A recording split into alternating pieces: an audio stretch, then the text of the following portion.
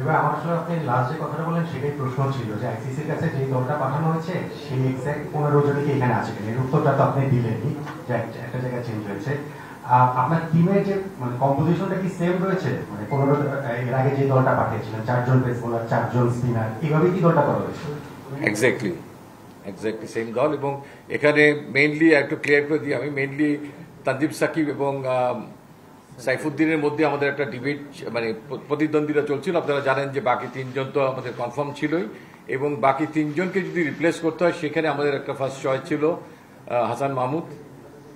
But it unfortunate, তাকে আমাদেরকে carry করতে হচ্ছে। বাট হোপফুলি যে হয়তো তাকে লাগবে না, বাট লাগতেও পারে।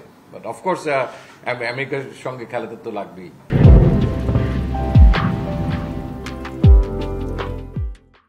বায়োল্যাটারাল সিরিজ তো আপনি একজন প্রতিপক্ষের এগেনস্টে খেলছেন। এখানে আপনি বৈশ্বিক ক্রিকেটে আপনার অ্যাটলিস্ট প্রাথমিক পর্যায়ে তো আমাদের 3 জন প্রতিদ্বন্দ্বী, 4 জন প্রতিদ্বন্দ্বী, 4টা ম্যাচ আমাদের খেলতে হচ্ছে, এবং দুটো ভিন্ন জায়গাতে আমরা খেলছি, ওয়েস্ট ইন্ডিজে এবং আমেরিকাতে। সো প্রতিপক্ষের আলোকে আপনি দেখবেন যে সেকেন্ড পার্টে আমরা সেন্ট ভিনসেন্টে দেখতে পাচ্ছি যে সেখানে আমাদের নেদারল্যান্ডে কিন্তু আপনি দেখবেন অনেক ডানহাতি ব্যাটসম্যান আছে। নেপাল সেখানেও আমরা স্টাডি করেছি, সেখানেও ডানহাতি অনেক ব্যাটসম্যান আছে, প্লাস সেখানে উইকেট স্পিনকে সাহায্য করতে পারে। তো সেটা আরেকটা কারণ হচ্ছে তানভীরের ইনক্লুশনের কারণটা, দলে তাকে অন্তর্ভুক্তি করা আরেকটা কারণ হচ্ছে, সো দ্যাট আমাদের একটা ব্যালেন্স ভারসাম্য যেন থাকে পেস বোলিং ইউনিটের সঙ্গে স্পিন ইউনিটের।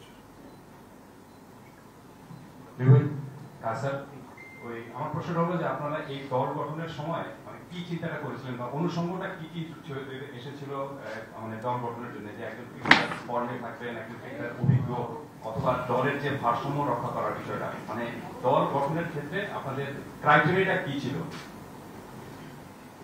বেসিক্যালি যদি জানে তাহলে ওপেনিং আমাদের যেন 3 জন ওপেনার থাকে, মিডলর জন্য অ্যাটলিস্ট আমরা 5 জন সলিড ব্যাটার কাম উইকেট কিপারের প্রভিশনের জন্য থাকে, সেটার দিকে লক্ষ্য রেখেছি। আমরা সিমিং বোলার জন্য 4টা চিন্তা করেছি। তারপরে আমরা 3টা তো আমাদের আপনি very easy to pick spinner. 4th স্পিনারের ক্ষেত্রে আমাদেরকে অনেক চিন্তা ভাবনা করতে হয়েছে যে এই 4th স্পিনারে আমরা কেন যাব, এবং সেক্ষেত্রেই তখন এসছে যে আমরা কোন কন্ডিশনে কোন প্রতিপক্ষের এগেনস্টে এবং তাদের ব্যাটিং স্ট্রেংথে ব্যাটসম্যানদের প্যাটার্নরা কত, ডানহাতি বামহাতির ক্ষেত্রে আমরা সেটাকে গোনার চেষ্টা করেছি। এবং ওই মাঠেই যদি ইনশাল্লাহ আমরা যদি কোয়ালিফাই করতে পারি, ওই মাঠেই আমাদেরকে আরো 2টো ম্যাচ খেলতে হবে। তো সেই আলোকেই আমরা আশা করছি যে সেখানে হয়তো স্পিনাররা অনেক বেশি প্রাধান্য পাবে, স্পিনাররা হয়তো একটু পরে রোলে আসবে, তখন যেন আমাদের কোনো ঘাটতি না হয়, কিংবা আমাদের যে লেগ স্পিনার আছে সেখানে যদি কোনো কারণে তিনি যথেষ্ট আশাপ্রদ ফলাফল করতে না পারেন, বোলিং পারফর্ম করতে না পারেন, সো দ্যাট আমাদের যেন সেই মুহূর্তে একটা ব্যাকআপ থাকে, যে কোনো পরিস্থিতির জন্য যেন আমরা ব্যাকআপ থাকে এবং দলের সঙ্গে যেন সে প্রস্তুত থাকে। বিভিন্ন পরিকল্পনা যেগুলো হয়েছে সেই পরিকল্পনার মধ্যে তারা আছে, সো দ্যাট ওইখানে গিয়ে যেন খুব কুইক ডেলিভার করতে পারে। আমরা খুঁজেছি যে আমাদের কাছে হাতে রিয়েলি গ্লোবালের জন্য ক্রিকেট খেলার জন্য আসলে অভিজ্ঞ কোনো লেফট আর্ম স্পিনার আছে কিনা। তো সেই জায়গায় কিন্তু আমরা সার্চ করে লাস্টে যাকে আমরা বেস্ট পারফর্মার মনে করেছি এবং ফিট এবং অ্যাভেলেবেল আছে, এখানেও খুব বেশি বিকল্প ছিল না।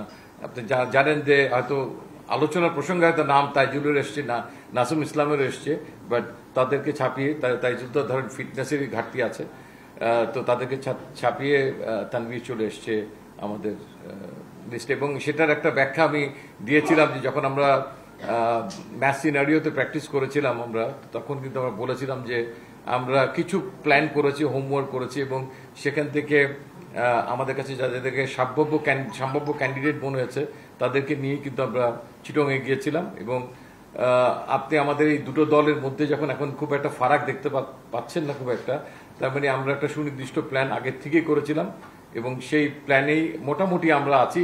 জাস্ট যদি কিছু কারেকশনের দরকার হতো সেই কারেকশনটা করার আমরা চেষ্টা করেছি।